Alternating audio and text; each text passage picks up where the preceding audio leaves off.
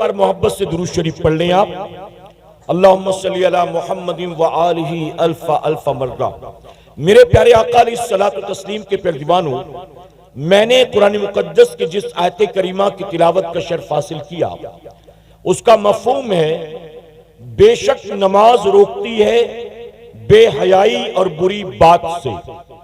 اللہ رب العزت نے اس آیت کریمہ کے ذریعے نماز کی دو برکتوں کا ذکر فرمایا.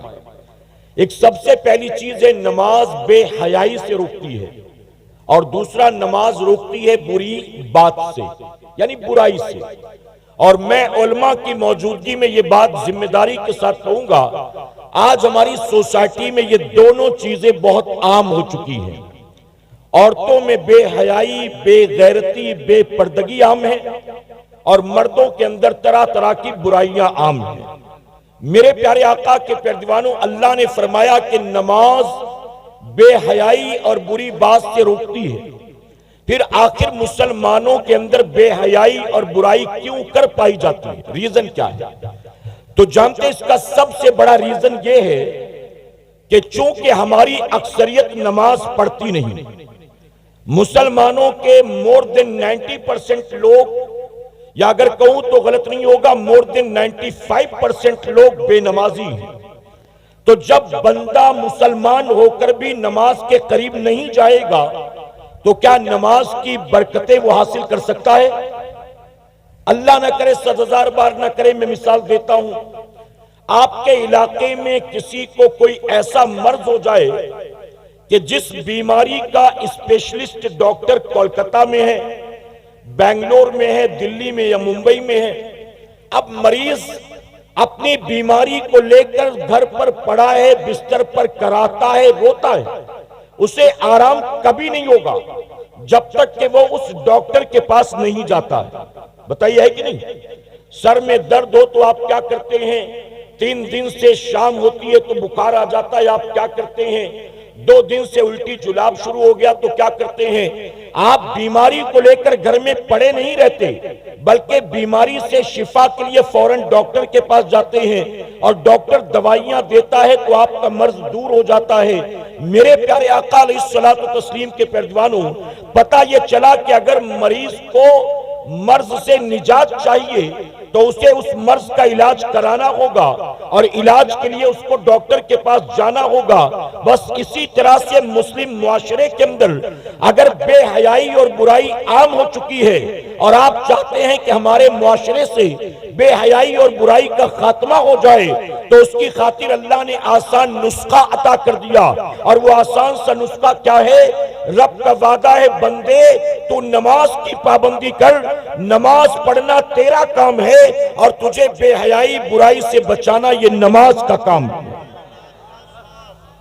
اگر ہم نماز نہیں پڑھیں گے تو کیا نماز کی اس برکت سے ہم فائدہ حاصل کر سکتے ہیں؟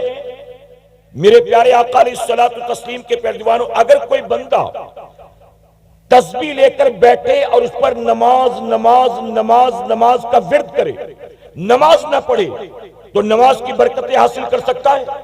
اور ایک بات اور عرض کر دوں، نماز ہر عاقل بالغ مسلمان مرد و عورت پر فرض ہے. شہر کے رہنے والے بھی جانتے ہیں، گاؤں دیہات کے لوگ بھی جانتے ہیں، پڑھے لکھے بھی جانتے ہیں، بے پڑھے لکھے بھی جانتے ہیں، مال و دولت والے بھی جانتے ہیں، غریب غربا بھی جانتے ہیں. دنیا کا ہر مسلمان، چاہے پڑھنے والا ہو چاہے نہ پڑھنے والا ہو، ہر مسلمان جانتا ہے کہ اللہ رب العزت نے 24 گھنٹے میں ہر عاقل بالغ مرد و عورت پر 5 وقت کی نماز کو فرض فرمایا ہے. آپ بتائیے کہ ہماری بے حسی کا عالم کیا ہوگا، ہماری اور آپ کی نافرمانی کا عالم کیا ہوگا کہ اللہ رب العزت نے ہر عاقل بالغ مسلمان مرد و عورت پر ایک دن کے اندر 24 گھنٹے میں 5 وقت کی نماز کو فرض کیا، لیکن مسلمان نماز پڑھنے کے لیے تیار نہیں ہے.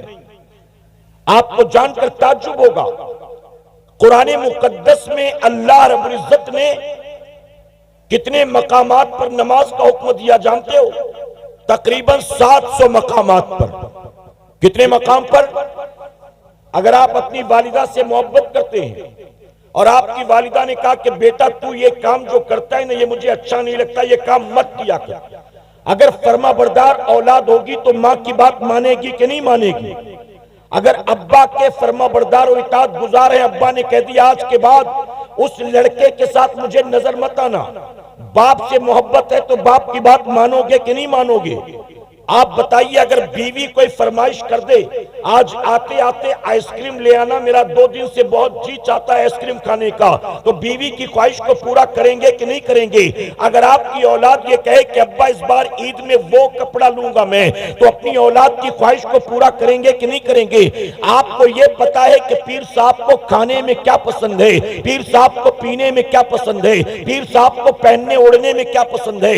اگر آپ کے پیر صاحب آپ کو کوئی بات کہہ دیں تو پیر صاحب کی بات مانتے ہیں کہ نہیں مانتے؟ میرے پیارے آقا علیہ الصلوۃ والتسلیم کے پیروانوں، اپنے جیسے انسانوں کی بات ماننے کو تیار ہو۔ ماں باپ کی محبت میں ماں باپ کی بات مانو گے، اولاد کی بات مانو گے، اپنی بیوی کی، استاد کی، پیر و مرشد کی بات مانو گے، لیکن وہ رب جو ساری کائنات کا خالق ہے، ساری کائنات کا مالک ہے، وہ کسی بات کا حکم 1-2 مرتبہ نہیں، 100-200 مرتبہ نہیں، بلکہ 700 مرتبہ دیتا ہے۔ اللہ کسی بات کا حکم 700 مرتبہ دے اور پھر بھی ہم اس کی بات نہ مانے، تو بتائیے سروے زمین پر ہم سے بڑا بھی کوئی نافرمان ہو سکتا ہے؟ اگر بیٹا باپ کی بات نہ مانے تو باپ کہتا ہے آج کے بعد تو میرے لیے مر گیا۔ اگر بھائی بھائی کی بات نہ مانے تو بھائی کہتا ہے آج کے بعد تیرا میرا کوئی لینا دینا نہیں ہے۔ اگر بیٹا ماں کی بات نہ مانے تو ماں کہتی ہے ایسی نافرمان اولاد ہونے سے تو اچھا کہ میں بانجھ رہتی۔ غلط تو نہیں کہہ رہا ہوں میں؟ پیر صاحب کسی بات کا حکم 1 بار 2 بار 3 بار دے، آپ نہ مانے تو پیر کی بات نہ مان کر پیر کے چہیتے مرید بن جائیں گے۔ پیر صاحب کہیں گے یہ بڑا فرما بردار، بڑا خدمت گزار، بتائیے چہیتے مرید بن جائیں گے؟ میرے پیارے آقا علیہ الصلوۃ والتسلیم کے پیروانوں، وہ رب جس نے پوری کائنات کو پیدا فرمایا، ہم صبح جو کھاتے ہیں وہ دینے والا کون ہے؟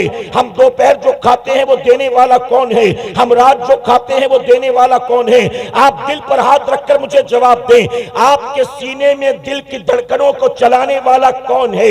آپ کے رگوں میں خون کو دوڑانے والا کون ہے؟ آپ کی سانسوں کو اندر باہر چلانے والا کون ہے؟ بنا کسی مشین و انجن کے آپ کا دل دھڑک رہا ہے، یہ دھڑکانے والا کون ہے؟ پورے جسم کے اندر رگوں کا جال بچھانے والا کون ہے؟ آپ کے جسم کو صحیح سلامت بنانے والا کون ہے؟ رات سونے کے بعد صبح اٹھنے کی مہلت دینے والا کون ہے؟ نافرمانی کرنے کے بعد بھی جب جاتے ہو کاروبار کرنے کے لیے تو نافرمانی کے بعد بھی روزی دینے والا کون ہے؟ عزت دینے والا کون ہے؟ کامیابی دینے والا کون ہے؟ برکت دینے والا کون ہے؟ اپنے ماں باپ بیوی بچوں کو چھوڑ چھاڑ کر کسی پرائے شہر میں چلے جاتے ہو، پرائے ملک میں چلے جاتے ہو، جہاں اجنبی تھے وہاں بتائیے سر پر چھت دینے والا کون ہے؟ رات سونے کی جگہ دینے والا کون ہے؟ آپ کو روزی روٹی دینے والا کون ہے؟ اے سرکار مدینہ علیہ الصلوۃ والتسلیم کے پیروانوں، اللہ رب العزت ہی ساری کائنات کا خالق ہے، اللہ ہی ساری کائنات کا مالک ہے۔ یہاں تک کہ جو لوگ اللہ کا دیا رزق کھا کر اسے رزاق نہیں مانتے ہیں، انہیں بھی کھلانے والا اللہ ہے۔ جو اللہ تبارک و تعالیٰ کے بندے ہو کر بھی اللہ کو اپنا معبود نہیں مانتے، ان کا معبود بھی اللہ تبارک و تعالیٰ ہے۔ زمین کو بچھایا کس نے؟ آسمان کا شامیانہ لگایا کس نے؟ زمین سے سبزہ اگایا کس نے؟ ہوا میں ہماری خاطر آکسیجن پیدا کیا کس نے؟ ہماری باڈی میں ریڈ بلڈ سیلز کس نے پیدا کیا؟ وائٹ بلڈ سیلز کس نے پیدا کیا؟ اے سرکار مدینہ کے پیروانوں، ہم دن رات اللہ کی نافرمانی پر نافرمانی کرے، اللہ 700 مرتبہ کسی بات کا حکم دے ہم اس کا حکم نہیں مانتے، اس کے باوجود وہ آسمان سے پانی برساتا ہے، زمین سے سبزہ اگاتا ہے، ہمیں پھر بھی روزی عطا کرتا ہے۔ آپ بتائیں جب نافرمانی اور بغاوت کر کے یہ کرم نوازی ہے ہم فرما بردار بن جائیں گے، اللہ کے سجدوں کے پابند بن جائیں گے، تو میں منبر رسول پر موجود ہوں، ذمہ داری کے ساتھ کہتا ہوں اللہ رب العزت ہمیں اور آپ کو جس دن مسلمان پلٹے گا، رب کی بارگاہ میں صلح کر لے گا، رب کی بارگاہ میں رجوع کر لے گا اور یہ عہد کرے گا کہ مولا اب دنیا یہاں کی وہاں ہو جائے، ایک وقت کی نماز کو جان بوجھ کر قضا نہیں کروں گا۔ جس دن مسلمان نے یہ عہد کر لیا، اے ہندوستان کے مسلمانوں، اللہ تمہیں پھر وہی عزت عطا کرے گا جو عزت اللہ نے میرے غریب نواز کو عطا فرمایا تھا۔ نعرہ تکبیر، نعرہ رسالت، نعرہ حیدری، نعرہ حیدری۔ غریب نواز ہندوستان کی سرزمین پر تشریف لائے، کیا بتائیے کوئی اپنے گھر میں انہیں ٹھہرانے والا تھا؟ جی، پیڑ کے نیچے بیٹھ گئے تو بیٹھنے دیا گیا کہ اٹھا دیا گیا؟ کوئی ان کے لیے چائے کافی شربت بنانے والا تھا؟ انا ساگر پر پانی لینے گئے تو پینے دیا گیا کہ پہرا لگا دیا گیا؟ کسی کے محل میں گھس گئے تھے، جبرن کسی کے مکان پر قبضہ کیا تھا؟ میرے پیارے آقا علیہ الصلوۃ والتسلیم کے پیروانوں، ہندوستان کی سرزمین پر غریب نواز تشریف لاتے کوئی مرید نہیں تھا، کوئی میزبان نہیں تھا، کوئی کرایہ بھاڑا دینے والا نہیں تھا، کوئی اپنے مکان میں ٹھہرانے والا نہیں تھا، کوئی آپ کے نام کا پوسٹر چھاپنے والا نہیں تھا، کوئی آپ کی خاطر اسٹیج لگانے والا نہیں تھا، کوئی آپ کو سر آنکھوں پر بٹھانے والا نہیں تھا۔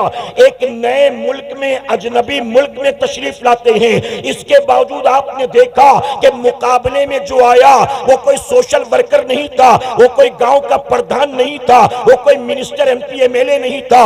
جو غریب نواز کے مقابلے میں آیا وہ ہندوستان کا بادشاہ تھا۔ غریب نواز کے مقابلے میں آیا، غریب نواز چند فقیروں کو ساتھ لے کر آئے تھے، اپنے ساتھ کوئی اسلحہ لے کر نہیں آئے تھے، اپنے ساتھ کوئی مال و دولت لے کر نہیں آئے تھے، اپنے ساتھ کوئی لمبی چوڑی فوج لے کر نہیں آئے تھے۔ غریب نواز اپنے ساتھ کھانے پینے کا کوئی بہت زیادہ سامان لے کر نہیں آئے تھے، آپ کے مقابلے میں آ کر کھڑا ہو گیا اس وقت کا ہندوستان کا بادشاہ، اور غریب نواز اللہ رسول کی ذات پر بھروسہ کر کے اس کے مقابلے میں آ کر کھڑے ہو گئے۔ نتیجہ کیا ہوا؟ جو ہند کا بادشاہ تھا وہ ہمیشہ ہمیشہ کے لیے مٹ گیا، اور میرے کریم نے غریب نواز کو قیامت تک کے لیے ہند کا راجہ بنا دیا۔ اللہ یہی عزت تمہیں بھی دے گا، اللہ تمہیں بھی کامیابی دے گا، اللہ تمہیں بھی برکتی عطا کرے گا، اللہ تمہیں بھی کھویا ہوا وقار دوبارہ عطا کرے گا، لیکن شرط یہ ہے صرف جشن غریب نواز منانے والے مت بنو، صرف غریب نواز کی کرامات کو سننے والے مت بنو، مشن غریب نواز کو سمجھنے کی کوشش کرو، تعلیمات غریب نواز کو سمجھنے کی کوشش کرو۔ غریب نواز کے کھڑاؤں کو اڑتا دیکھتے ہو، غریب نواز کا مدینہ منورہ سے پیدل سفر کر کے ہندوستان آنا نظر نہیں آتا، غریب نواز اگر اپنے کوزے میں انا ساگر کو بھرتے ہیں وہ نظر آتا ہے، غریب نواز کا روزہ رکھنا نظر نہیں آتا، غریب نواز کا جوگی جے پال کا مقابلہ کرنا نظر آتا ہے، غریب نواز کی راتیں نظر نہیں آتی، غریب نواز کا تقوی نظر نہیں آتا، غریب نواز کا سجدہ نظر نہیں آتا۔ آپ سوچیں کہ وہ غریب نواز جو اپنی ماں کی کوکھ سے اللہ کے ولی بن کر پیدا ہوئے، ارے جو ماں کی کوکھ سے اللہ کا ولی بن کر پیدا ہو، اس غریب نواز کی راتوں کا عالم یہ تھا کہ میرے غریب نواز نے 40 سال تک عشاء کے وضو سے فجر کی نماز کو ادا کیا۔ ایک مرتبہ میرے غریب نواز، توجہ ہے نا آپ کی، ایک مرتبہ میرے غریب نواز ایک کونے میں بیٹھے زاروں قطار رو رہے تھے۔ مریدوں کی ہمت نہ ہوئی کہ کوئی پوچھے کہ رونے کی وجہ کیا۔ جب کچھ اطمینان ہوا، رونا بند ہوا، تو آپ کے قریب آئے آپ کے قریبی چاہیتے مرید خواجہ بختیار کاکی رحمت اللہ علیہ، آ کر کہتے کہ حضور آج آپ اتنا رو رہے تھے، رونے کی وجہ کیا، کس بات نے آپ کو رلایا؟ تو جانتے ہیں میرے غریب نواز نے کیا فرمایا؟ آپ فرماتے آج سے 30 سال پہلے میں نماز پڑھ رہا تھا، تو حالت نماز میں مجھے جو لذت ہمیشہ ملتی تھی، جو نماز میں مزہ آتا تھا، جو خشوع اور خضوع میسر آتا تھا، اس دن نماز میں وہ مزہ نہیں آ رہا تھا، وہ خشوع اور خضوع نہیں مل رہا تھا۔ کہتے میں پریشان کہ آخر نمازوں کی لذت کہاں چلی گئی؟ غریب نواز فرماتے میں نماز سے فارغ ہوا، پھر میں بیٹھا غور کرنے کے لیے، آخر کیا بات ہے، نماز کی لذتیں کہاں چلی گئی؟ توجہ ہے نا آپ کی؟ میرے پیارے آقا کے پیروانوں، غریب نواز فرماتے نماز سے فارغ ہو کر میں بیٹھا غور کرنے کے لیے، کہ نماز میں جو روزانہ مزہ آتا تھا وہ مزہ گیا کہاں، بات کیا؟ بہت دیر تک غور کیا تو مجھے احساس ہوا کہ آج جلد بازی کی وجہ سے دوران وضو میں اپنی انگلیوں میں خلال کرنا بھول گیا۔ وضو کے وقت جلد بازی کی وجہ سے اپنی انگلیوں میں خلال کرنا بھول گیا۔ اب یہاں علماء بیٹھے، ان سے پوچھو اگر کوئی بندہ حالت وضو میں خلال نہ کرے انگلی کا تو وضو ہوگا کہ نہیں ہوگا، نماز ہوگی کہ نہیں ہوگی؟ یہ خلال کرنا کیا فرض ہے، کیا واجب ہے، کیا ہے؟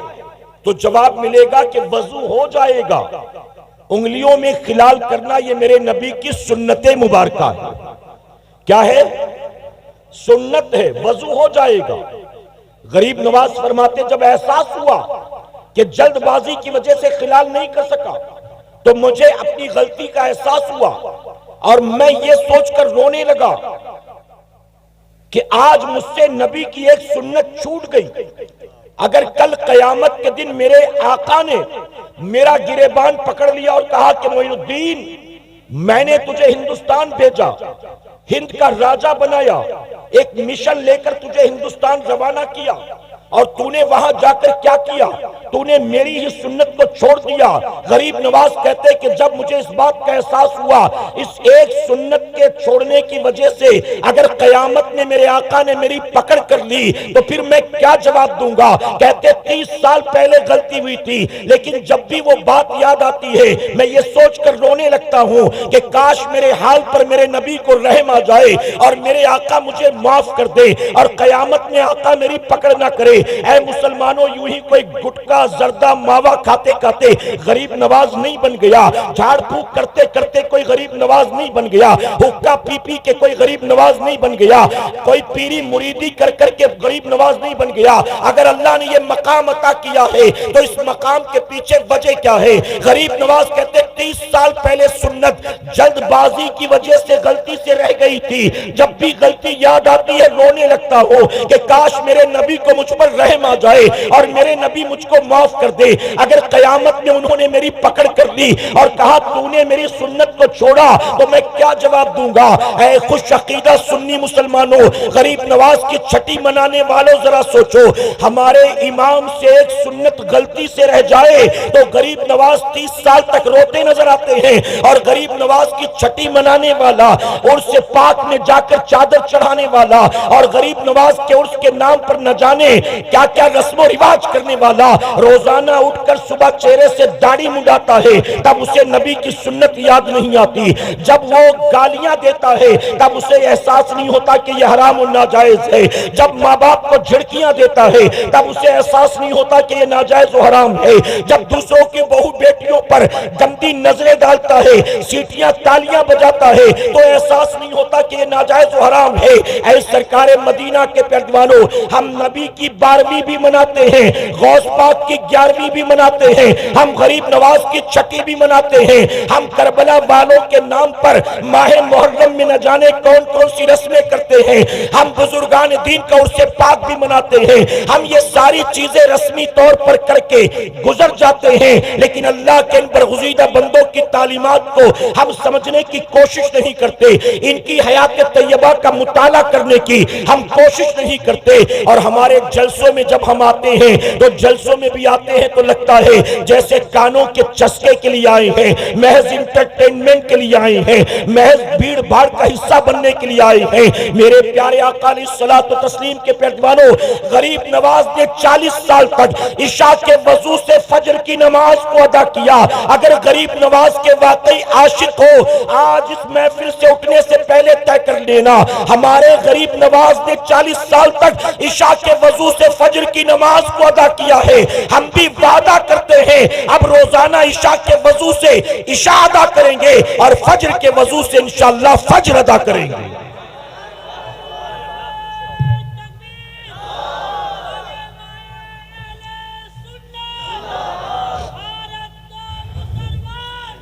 ذکر شہدائے کربلا کی محفل ہے، امام علی مقام کے نام پر محفل سجی ہے، جانتے ہو 10 محرم کو، توجہ ہے نا آپ کی، 10 محرم الحرام کو صبح سے یزیدیوں نے جنگ کو شروع کر دیا، جمعہ کا دن تھا، جو کربلا میں نہیں تھے وہ نماز جمعہ کی تیاری کر رہے تھے۔ صبح سے جنگ شروع ہو گئی۔ جب نماز ظہر کا وقت ہوا تو امام نے اپنے قاصد کو بھیجا، ایک نمائندے کو بھیجا، کہا جاؤ جا کر یزیدیوں سے کہو تھوڑی دیر کے لیے جنگ کو روک دیں، تیر تلوار چلانا روک دیں، ہمیں اتنی مہلت دیں کہ ہم نماز ظہر ادا کر سکیں۔ وہ کربلا کے میدان میں تھے، میدان جنگ میں، انہوں نے کہا ہمیں ظہر ادا کرنے کی مہلت مل جائے۔ مسافر تھے، اگر مہلت ملتی بھی تو کتنی دیر تک پڑھتے؟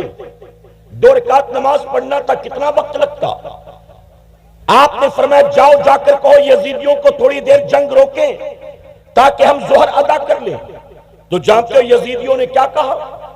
یزیدیوں نے امام علی مقام کے قاصد سے کہا حسین کو جان بچانے کا بڑا اچھا بہانہ سوجا ہے، معاذ اللہ، نماز کے نام پر جنگ کو روکنا چاہتے ہیں۔ حسین سے کہو کہ نماز پڑھنے کا بہت شوق ہے نا، پڑھو، جتنی پڑھنا چاہتے اتنی پڑھو، ہم نہیں منع کریں گے، لیکن شرط یہ ہے نماز شروع کرنے سے پہلے یزید کی بیعت کرنی ہوگی۔ یزید کی بیعت کرو گے تو نماز پڑھنے دیں گے، اور اگر یزید کی بیعت نہ کی تو ہم نماز کو دیکھ کر تمہیں چھوڑیں گے نہیں، بلکہ ہم بھی وہ لوگ ہیں جو حالت سجدہ میں تمہاری گردن کو کاٹ دیں گے۔ یا تو یزید کی بیعت کرو یا تو نماز پڑھو۔ جب امام علی مقام کے قاصد نے آ کر کہا ظالم جنگ روکنے کو تیار نہیں ہے، بلکہ دھمکی دے رہے ہیں کہ اگر نماز پڑھنی ہے تو پڑھو، لیکن یزید کی بیعت پہلے کرنی ہوگی، یزید کی بیعت نہیں کرو گے تو ہم مروت نہیں کریں گے، نماز شروع کر دی تو سجدے میں سر کاٹ دیں گے۔ تو جانتے امام نے کیا کہا تھا؟ امام نے کہا جاؤ جا کر یزیدیوں سے کہہ دو، یزیدیوں سے جاؤ جا کر یہ کہہ دو حسین نہ یزید کی بیعت کے لیے تیار ہے اور نہ جان بوجھ کر نماز قضا کرنے کے لیے تیار ہے، نہ ہاتھ میں ہاتھ دوں گا اور نہ نماز چھوڑوں گا۔ جاؤ کہہ دو کہ دھمکیاں دینا بند کر دیں، اگر یہ حالت سجدہ میں سر کاٹنے پر تلے ہیں تو حسین بھی سجدے میں سر کٹانے پر تلا ہے۔ میں سر کٹا تو سکتا ہوں لیکن نماز قضا نہیں کر سکتا ہوں۔ یہ کون کہہ رہا ہے؟ میرے پیارے آقا علیہ الصلوۃ والتسلیم کے پیارے دیوانوں، یہاں علماء موجود ہیں، آپ پوچھئے اپنی مسجد کے امام صاحب سے پوچھئے گا، ایک آدمی اگر نماز میں ہے اور حالت نماز میں کہیں سے سانپ یا بچھو آ گیا، کوئی موذی جانور، اور اس کو یقین ہے کہ یہ مجھے ڈنک مار دے گا، ڈس لے گا، تو ایسی صورت میں کیا وہ نماز توڑ سکتا ہے؟ شریعت کا کیا حکم ہے؟ تو آپ کو پتا چلے گا شریعت کی اجازت ہے کہ وہ نماز توڑ کر اسے مارے اور اپنی جان بچائے۔ اس وقت جان بچانا فرض ہے، نماز بچانا نہیں۔ اس کو مارو، جان بچاؤ، اور پھر اپنی نماز پھر ادا کر لو، اور صرف اپنے لیے نہیں۔ اگر کوئی چھوٹا بچہ سو رہا ہے کمرے میں اور آپ نماز پڑھ رہے ہیں اور اچانک کہیں سے کوئی سانپ بچھو آ گیا اور آپ کو یقین ہے کہ اگر میں نے نماز توڑ کر اسے نہیں مارا تو یہ بچے کو ڈس لے گا، بچے کو ڈنک مار دے گا، تو بچے کی جان بچانے کے لیے بھی شریعت نے آپ کو نماز توڑنے کی اجازت دی۔ اب آپ بتائیے کہ جان بچانا ایسی صورت میں فرض، اور بھی بہت اس کی تفصیل ہے، میں اس میں نہیں جاتا، صرف آپ کو یہ کہوں گا ذرا بتائیے وہ 22,000 خون کی پیاسی تلواریں جنہوں نے امام علی مقام کے ننھے علی اصغر کو نہیں چھوڑا، 6 ماہ کے لگتے جگر کے سوکھے حلقون پر تیر چلایا، جنہوں نے امام حسین کے بھانجوں اور محمد کو نہیں چھوڑا، یعنی اہل بیت کے چھوٹے چھوٹے بچوں کو بھی ظالموں نے چھوڑا نہیں ہے۔ امام کو پتا تھا اگر ان ظالموں کے سامنے میں نے سجدے میں سر کو جھکایا تو یہ میرے خون کی ننگی پیاسی تلواریں یہ میری گردن کو کاٹ دیں گی۔ امام علی مقام کیا شریعت کا مسئلہ نہیں جانتے تھے کہ ایسے میں جان بچانا فرض ہے، جان بچ جائے تو نماز پھر کبھی ادا کر لیں گے۔ اللہ دیکھ رہا ہے کہ حالات کیسے ہیں، ایسے میں اگر سجدہ کیا تو یہ ظالم گردن مار دیں گے، لیکن امام امام جانتے تھے اگر آج جان بچانے کے لیے میں نے نماز کو قضا کر دیا تو قیامت تک جب بھی کربلا کی داستان لکھی جائے گی، جب بھی خطیب منبر پر کھڑے ہو کر کربلا کے واقعات بیان کرے گا تو لکھنے والا لکھے گا حسین نے نماز کو چھوڑ دیا تھا، خطیب کہے گا حسین نے نماز کو قضا کر دیا تھا۔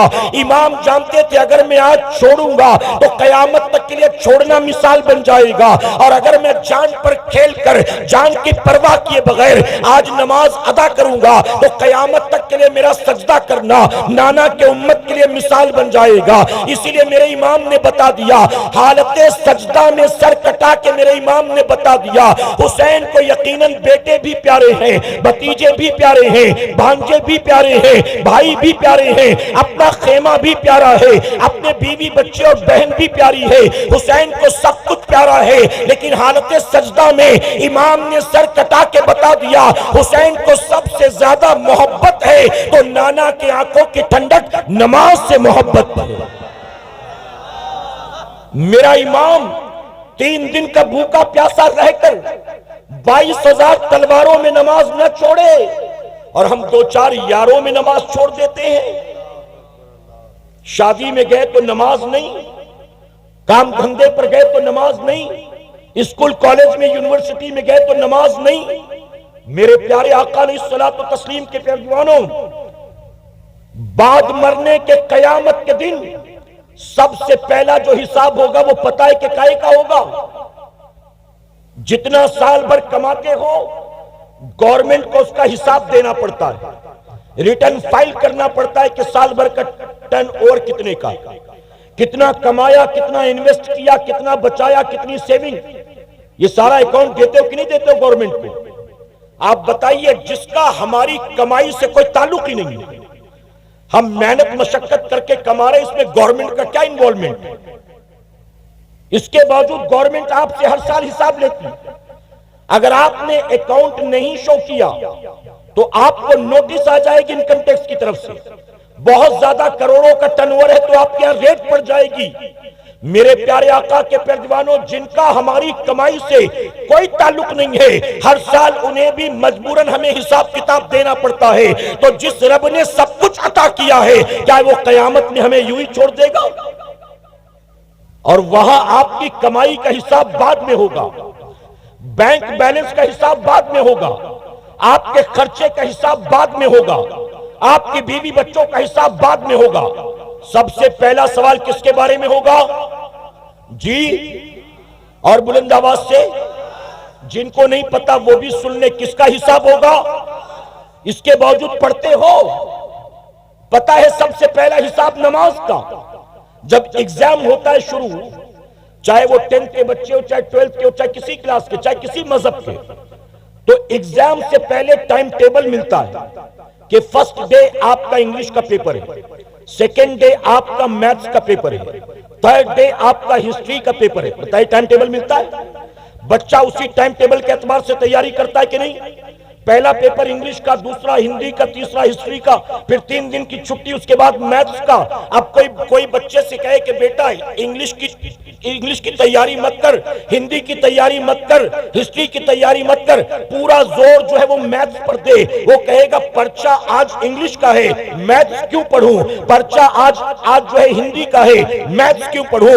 الجبرا سے پہلے 3 دن کی چھٹی ملے گی، تب الجبرا کی تیاری کر لوں گا، ابھی مجھے جو آج ایگزام دینا اس کی تیاری کرنے دو۔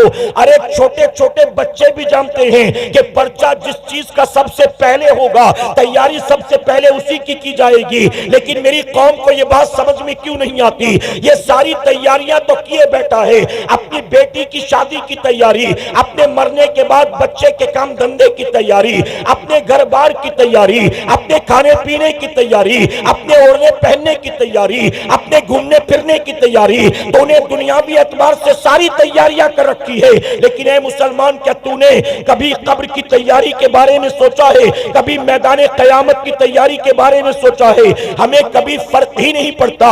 ہمارے پاس لوگ آتے ہیں، کوئی آ کر کہتا ہے حضرت دعا کریں، اس سال میری بیٹی نیٹ کی تیاری کر رہی ہے، کوئی کہتا ہے دعا کریں میرے بیٹے کا انجینئرنگ کا لاسٹ ایئر ہے وہ کامیاب ہو جائے، کوئی کہتا ہے کہ میرا بیٹا 12th کی تیاری کر رہا ہے، کوئی کہتا ہے میرا بیٹا یا بیٹی IAS کی تیاری کر رہے ہیں۔ ہمارے پاس لوگ آتے ہیں اپنی اولاد کے لیے دعائیں کروانے، بیٹی یہ ایگزام دے رہی دعا کر دے، بیٹا یہ تیاری کر رہا ہے دعا کر دے، لیکن آج تک کوئی ایک بھی ماں باپ ایسے نہیں آئے جنہوں نے ہم سے آ کر یہ کہا ہو کہ حضرت دعا کر دیجئے میرا بیٹا قبر کے امتحان میں کامیاب ہو جائے، میری بیٹی آخرت کے امتحان میں کامیاب ہو جائے۔ میرے پیارے آقا کے پیروانوں، جانتے ہو ایک اللہ کے ولی دنیا کو چھوڑ چھاڑ کر ایک پہاڑ کی چوٹی پر جا کر بیٹھے تھے، 30 سال تک اللہ کی عبادت کرتے رہے، اللہ اللہ اللہ، نہ کہیں آنا جانا، نہ کسی سے ملنا جلنا۔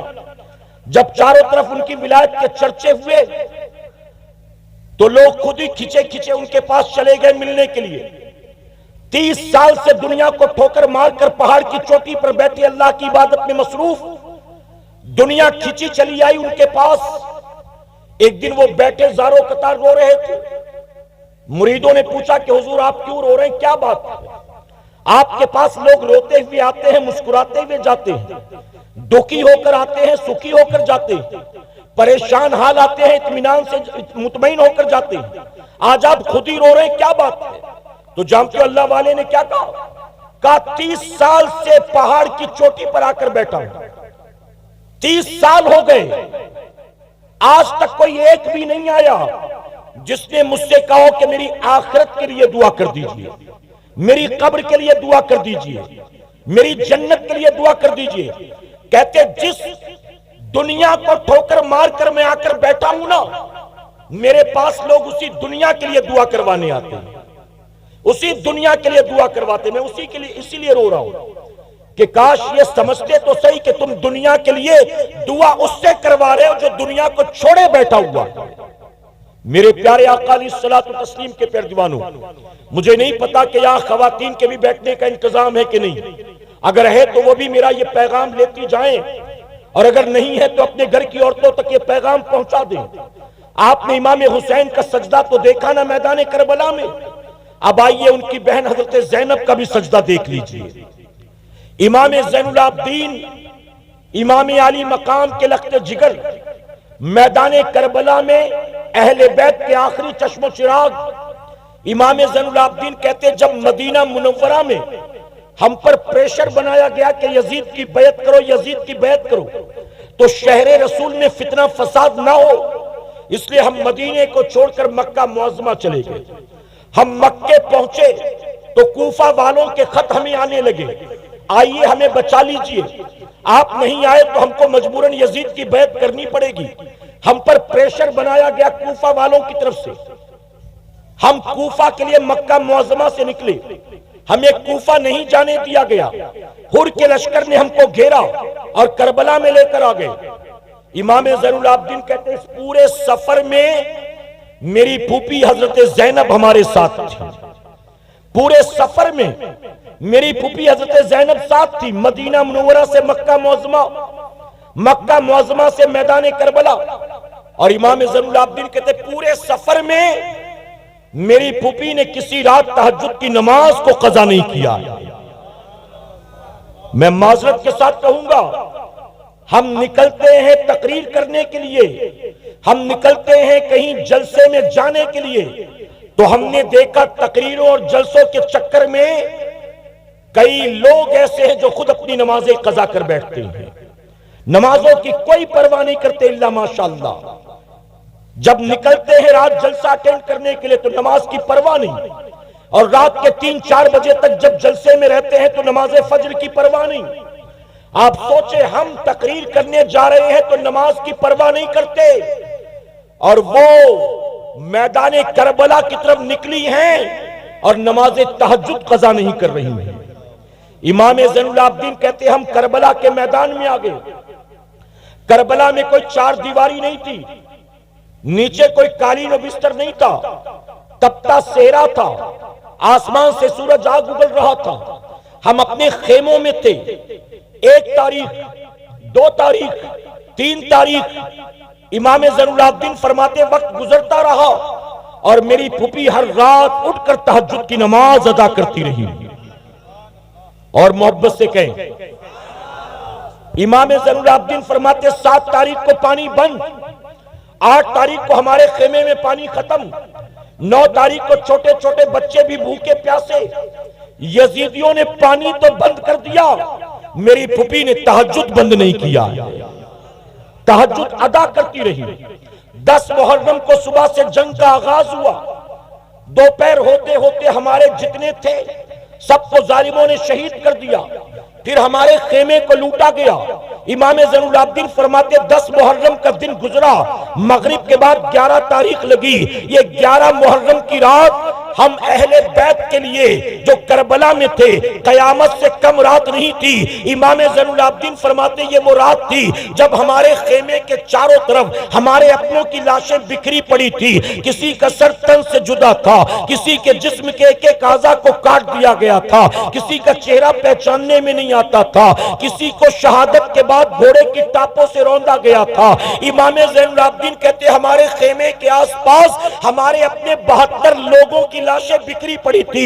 رات کے اندھیرے میں فرماتے میں دیکھ کر حیران رہ گیا، ہمارے خیمے کا پردہ ہٹتا ہے، میری پھوپھی حضرت زینب باہر نکلتی ہے اور نکلنے کے بعد چاروں طرف بکھری لاشوں کا جائزہ لیتی ہیں۔ امام زین العابدین فرماتے ہیں ان میں کوئی میری پھوپھی کا بھائی بھی تھا، کوئی بھتیجا تھا، کوئی بھانجا تھا، ان کے 2 چھوٹے چھوٹے بیٹے اور محمد کی لاشیں بھی پڑی تھی۔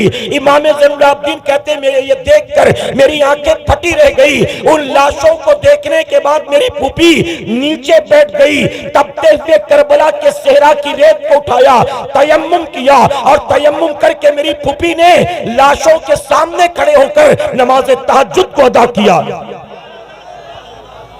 جن کے گھر کی بیٹیاں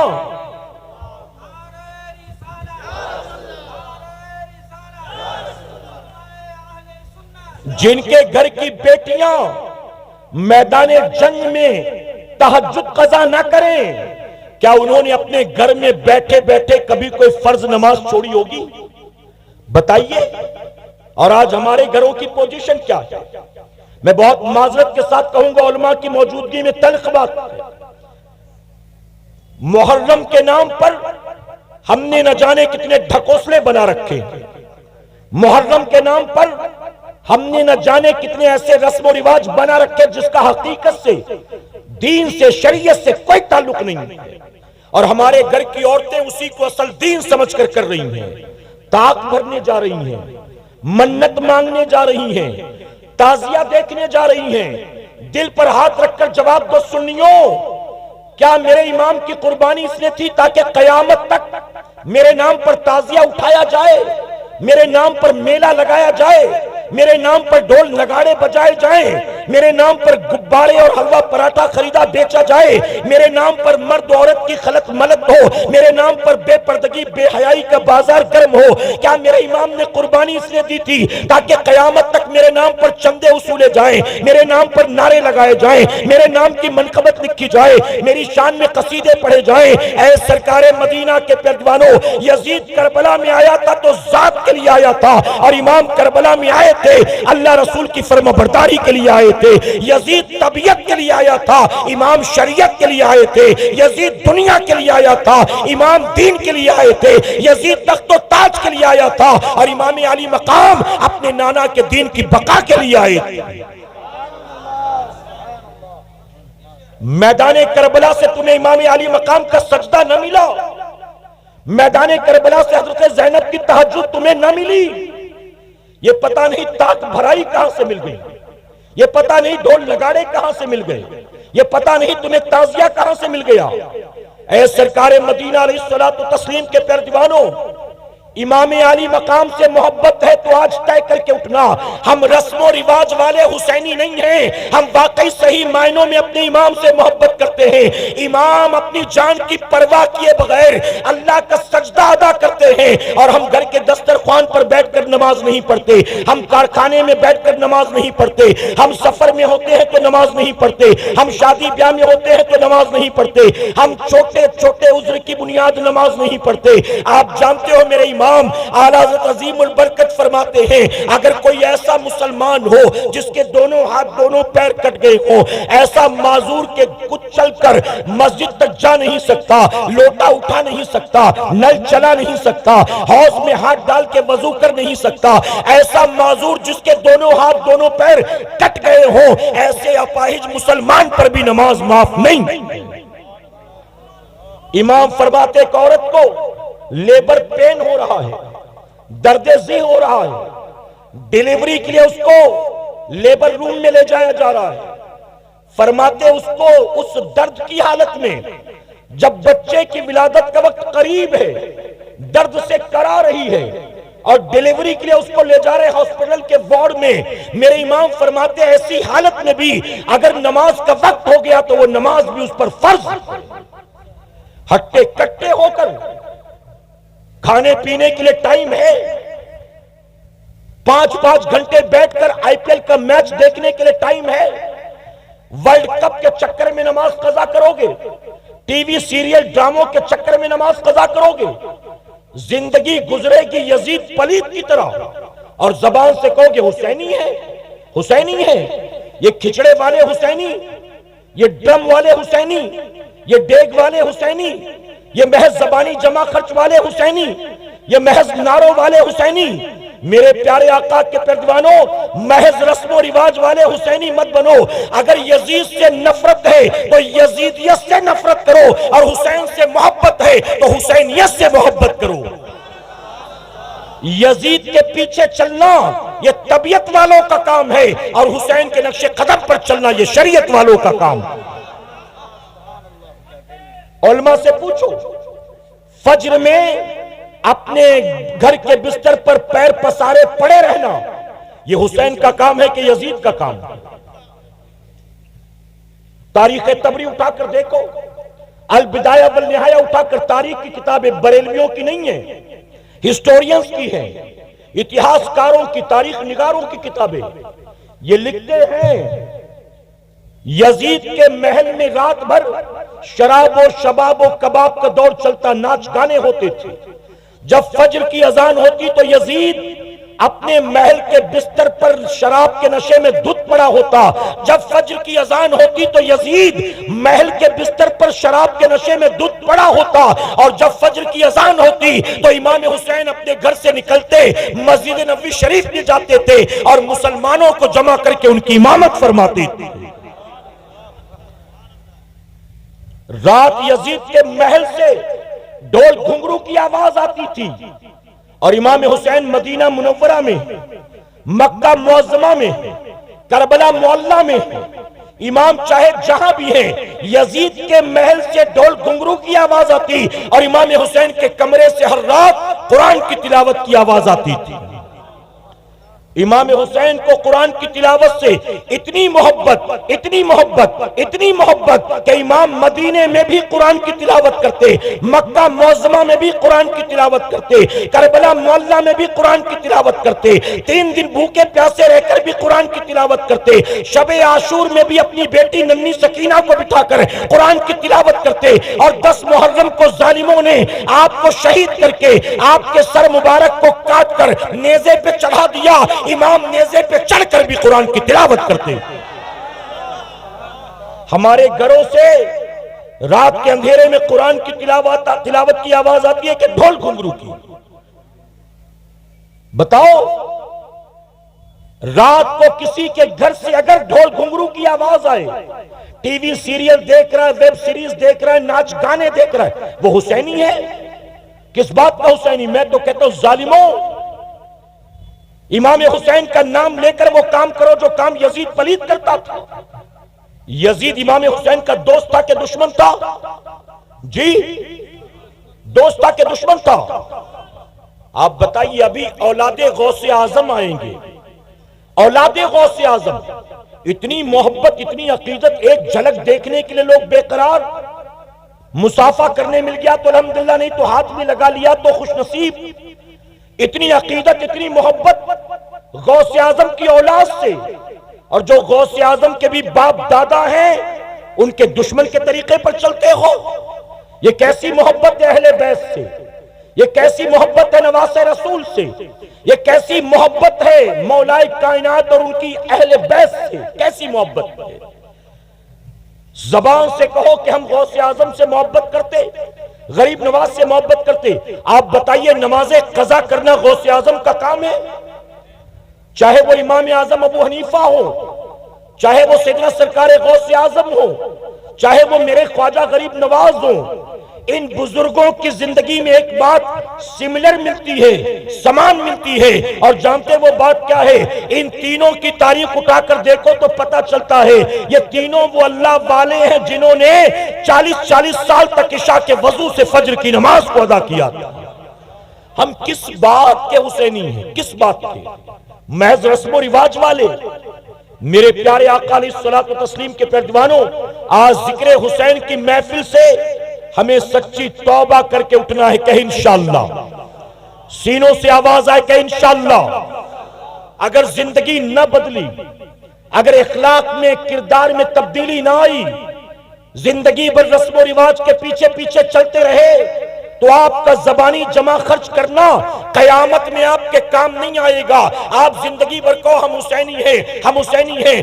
آپ نے مجھ سے پیشتر جب منقبت چل رہی تھی سارے یا حسین کے نعرے لگا رہے تھے. میں کہتا ہوں محرم کے مہینے میں نہیں، روزانہ یا حسین کہو، اپنی چھاتیوں کو پیٹ پیٹ کے یا حسین کہو. لیکن زندگی گزرے گی حسین کے دشمن یزید پلید کے نقش قدم پر تو نام لے لینے سے حسینی نہیں بن جاؤ گے. حسینی وہ نہیں ہوتا جو صرف نام لیتا ہے، حسینی وہ ہوتا ہے جو اپنے آقا و مولا کے نقش قدم پر چلتا ہے. اور اس اتنے بڑے مجمع میں وہ کون سچا حسینی ہوگا میں نہیں جانتا، میرا مولا جانتا ہے. میں نہیں کہتا کہ میری باتیں سب کے دل پر اثر کر جائیں گی. میں نہیں کہتا کہ یہاں سے اٹھنے والا ہر آدمی نمازی بن جائے گا. میں نہیں کہتا کہ جتنے آئے ہیں سارے سچے توبہ کر کے جائیں گے. میں نہیں کہتا.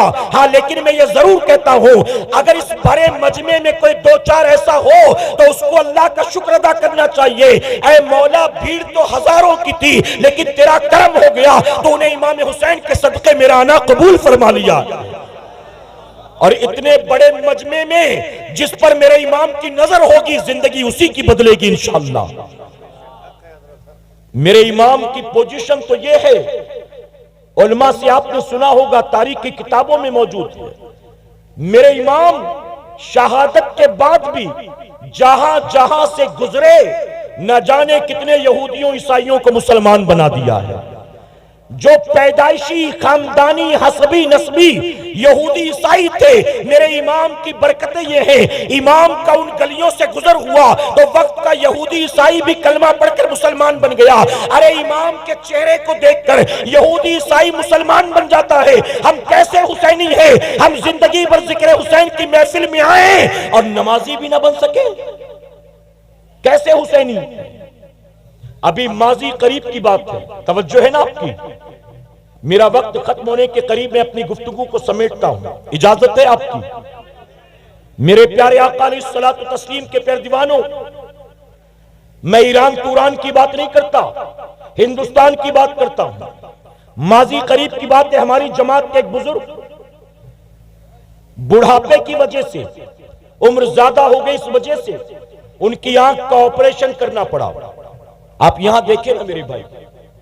اچھا آپ دیکھ لیں پھر مجھے بتائیں جب فری ہو جائیں تو آپ.